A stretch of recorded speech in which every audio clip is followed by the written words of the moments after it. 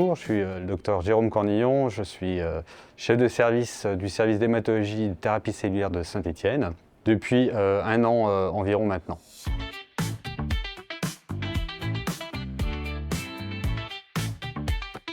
Donc, la GVH reste un problème majeur de la prise en charge des patients après allogreffe. C'est un problème qui dure dans le temps, puisqu'il y a des périodes aiguës, chroniques, et comme on a pu le voir ce matin, ça peut durer pendant de nombreuses années.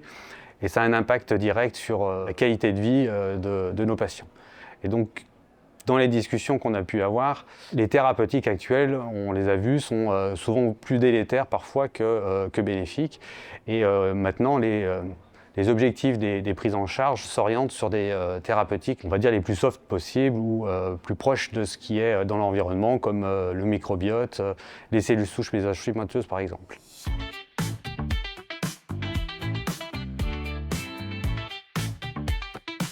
Je suis effectivement ravi que Saint-Étienne a été sollicité pour accueillir l'AIH. C'est une association importante pour l'hématologie puisque ça regroupe les internes en formation et donc qui sont aussi l'avenir de notre spécialité. Et donc il est vraiment important que nos jeunes internes en formation se forment, s'informent et aussi en même temps profitent de ces journées pour découvrir des villes qu'ils ne connaîtraient peut-être pas éventuellement et pour être intéressés pour venir par la suite pour leur formation ou pour chercher des postes, puisque à l'heure actuelle la plupart des services d'hématologie en France manquent d'hématologues.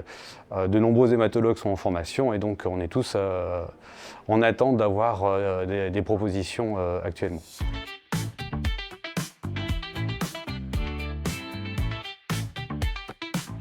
Alors effectivement, j'ai été quand même très étonné d'abord de la mobilisation, puisqu'après ce que j'ai vu, il y a quand même pratiquement 80 internes qui sont inscrits en présentiel, et puis en visio, il y a plus de 50 personnes aussi inscrites, donc on sent que ces journées sont des journées importantes pour les internes.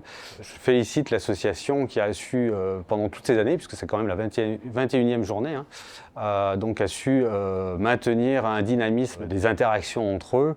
Je félicite aussi toute l'organisation, les internes en locaux et au niveau national, et toute la logistique qui est très importante pour que ces journées soient les plus satisfaisantes.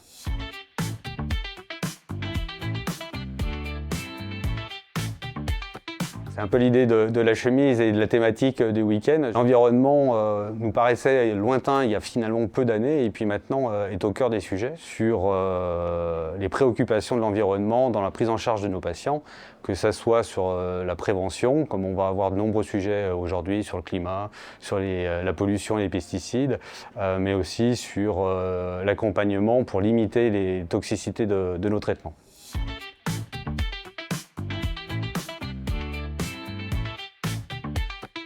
Je remercie vraiment toute l'équipe de l'AIH de nous avoir sollicité à Saint-Étienne pour ces journées. J'espère qu'elles seront riches en échanges et je souhaite que ces journées se poursuivent pour l'année prochaine, probablement sur Bordeaux.